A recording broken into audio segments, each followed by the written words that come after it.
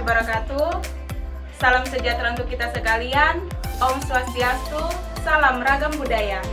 Perkenalkan, nama saya Susanti Oktavia Lapaingu. Saya mahasiswi Prodi Administrasi Publik Universitas Tadulako. Oke teman-teman, pada vlog video kali ini kita akan membahas tentang perjalanan wabah pandemi di dunia.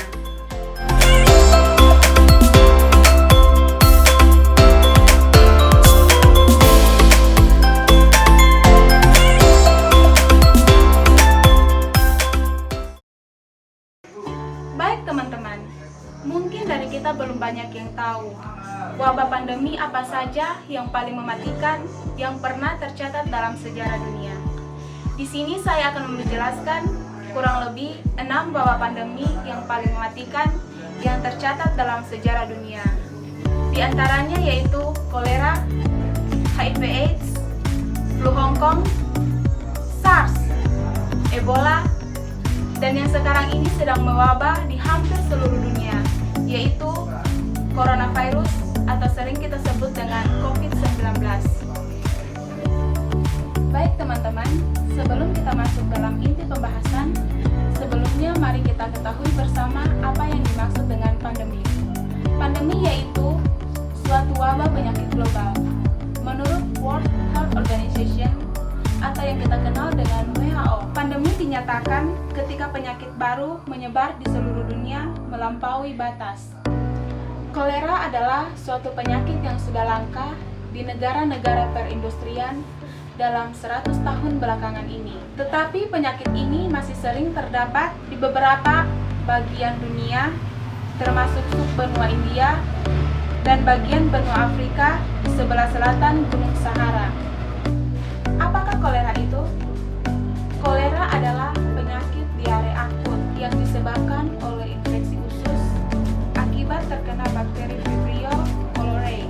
Infeksi biasanya ringan atau tanpa gejala, tapi terkadang parah. Kurang lebih 1 dari setiap 20 penderita mengalami sakit yang berat dengan gejala diare yang sangat encer, muntah-muntah, dan kram di bagian kaki. Bagi mereka ini, kehilangan cairan tubuh secara cepat dapat mengakibatkan dehidrasi dan shock atau reaksi fisiologik hebat terhadap trauma tubuh. Kalau tidak diatasi, kematian dapat terjadi dalam beberapa jam saja. Bagaimana ciri-ciri seseorang yang terkena dengan kolera? Seseorang dapat terkena kolera bila minum air atau makan makanan yang telah terkontaminasi bakteria kolera. Dalam situasi adanya wabah atau epidemi, biasanya tinja orang yang telah terinfeksi menjadi sumber kontaminasi. Penyakit ini dapat menyebar dengan cepat di tempat yang tidak mempunyai penanganan pembuangan kotoran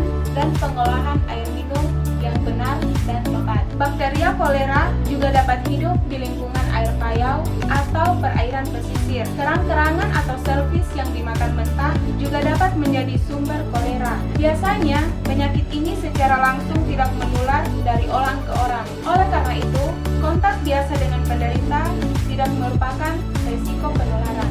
Human Immunodeficiency Virus atau yang sering kita kenal dengan HIV adalah virus yang merusak sistem kekebalan tubuh dengan menginfeksi dan menghancurkan sel CD4. Semakin banyak sel CD4 yang dihancurkan, kekebalan tubuh akan semakin lemah sehingga rentan diserang berbagai jenis penyakit. Infeksi HIV yang tidak segera ditangani akan berkembang menjadi kondisi serius yang disebut dengan AIDS atau Acquired Immune Deficiency Syndrome. AIDS adalah stadium akhir dari infeksi virus HIV. Pada tahap ini, kemampuan tubuh untuk melawan infeksi sudah hilang sepenuhnya. Sampai saat ini, belum ada obat yang ditemukan untuk menangani HIV dan AIDS secara sepenuhnya. Akan tetapi, ada obat untuk memperlambat perkembangan penyakit tersebut dan dapat meningkatkan harapan hidup bagi penderita. Infeksi HIV sendiri dapat disebabkan oleh lebih dari subtipe virus, terutama bila seseorang tertular lebih dari satu orang. Kondisi ini disebut dengan superinfeksi. Meski kondisi ini hanya terjadi kurang dari 4% penderita HIV, risiko superinfeksi cukup tinggi pada 3 tahun pertama setelah terinfeksi. Di Indonesia sendiri, berdasarkan data dari Kementerian Kesehatan Republik Indonesia, selama tahun 2019 terdapat lebih dari 68% kasus infeksi HIV di Indonesia. Dari jumlah tersebut, HIV paling sering terjadi pada pria dan wanita, diikuti lelaki seks lelaki atau yang kita kenal dengan LSL dan pengguna nafsa atau suntik. Di tahun yang sama, lebih dari 7.000 orang menderita AIDS dengan jumlah kematian lebih dari 800 orang. Data terakhir dari Kementerian Kesehatan Republik Indonesia menunjukkan bahwa rentan Januari hingga Maret 2019 saja sudah tercatat lebih dari 10.000 laporan infeksi HIV dan tidak kurang dari 650 kasus AIDS di Indonesia. Flu Hong Kong merupakan suatu penyakit flu yang disebabkan varian dari virus influenza. Varian virus ini tergolong baru, di mana infeksi ini pada manusia baru tercatat sejak tahun 2011. Hingga saat ini, WHO mencatat terjadi peningkatan kasus flu Hong Kong sejak pertengahan Mei 2017. Seperti pada flu lainnya, flu Hong Kong juga disebabkan oleh virus, atau tepatnya virus berupa influenza A, subtipe H3N2. Terdapat 3 tipe virus influenza yang diketahui dapat menginfeksi manusia, yaitu tipe A, B, dan C. Tipe virus ini kemudian dibagi lebih lanjut menjadi subtipe berdasarkan hemagglutinin dan neuraminidase. Tipe virus ini kemudian dibagi lebih lanjut menjadi subtipe berdasarkan hemagglutinin dan neuraminidase. Gejala dari flu Hong Kong serupa dengan gejala influenza pada umumnya. Gejala yang dapat dirasakan antara lain yaitu demam, batuk, faringitis atau radang tenggorokan, pilek, mialgia atau nyeri otot, sakit kepala, muntah, dan diare dapat terjadi pada infeksi di anak-anak. Ada beberapa hal yang dapat kita lakukan selama masa pengobatan, yaitu beristirahat yang cukup, mengonsumsi banyak cairan, menghindari masuk kantor atau sekolah untuk mencegah penularan, kemudian menghindari penggunaan antibiotik kecuali terdapat infeksi bakteri sekunder. SARS atau Severe Acute Respiratory Syndrome adalah sebuah jenis penyakit pneumonia. SARS pertama kali muncul pada November 2002 di Provinsi Guangdong, Tiongkok. SARS sekarang dipercayai disebabkan oleh virus SARS. Sekitar 10% dari penderita SARS dipastikan meninggal dunia.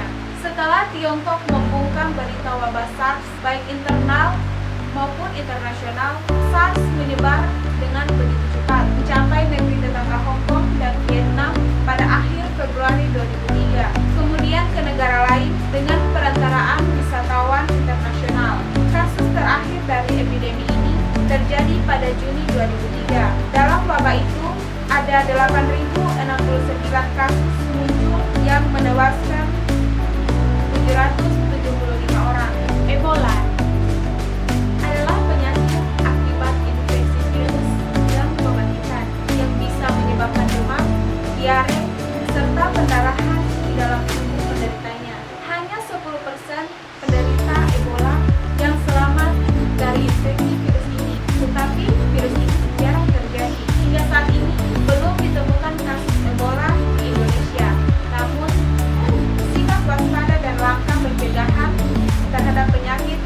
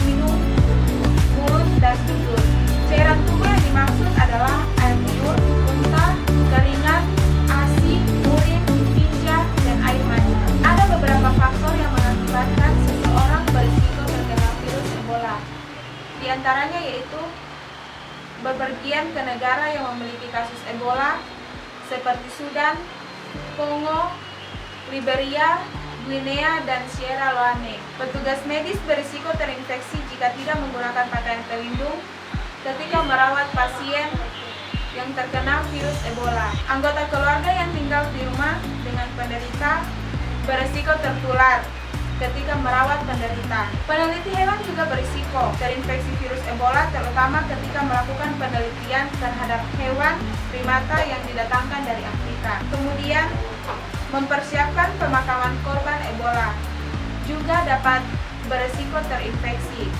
Jasad penderita Ebola masih berisiko menularkan. Proses pemakaman sebaiknya diserahkan kepada pihak yang sudah dilatih khusus untuk menangani jasad penderita Ebola. Coronavirus atau yang sering kita sebut dengan COVID-19 adalah virus yang sekarang ini tengah menghebohkan warga dunia akibat penyebarannya di Tiongkok yang begitu tiba-tiba. Setidaknya hampir 3.000 orang di Tiongkok telah tertular virus ini. Pemerintah Tiongkok pun juga melakukan pengawasan ketat dan tidak mengizinkan siapapun yang berasal dari wilayah Wuhan, tempat virus ini tersebar, keluar dari daerah tersebut demi mengurangi penyebarannya. Meski terjadi di Tiongkok, negara-negara lain pun ikut waspada. Beberapa negara lain seperti Amerika Serikat, Kanada, Prancis, Nepal, Singapura, Malaysia, dan Australia telah mengkonfirmasi bahwa kasus coronavirus juga telah mencapai wilayah mereka. Meski berasal dari hewan, novel coronavirus juga dapat ditularkan dari manusia ke manusia.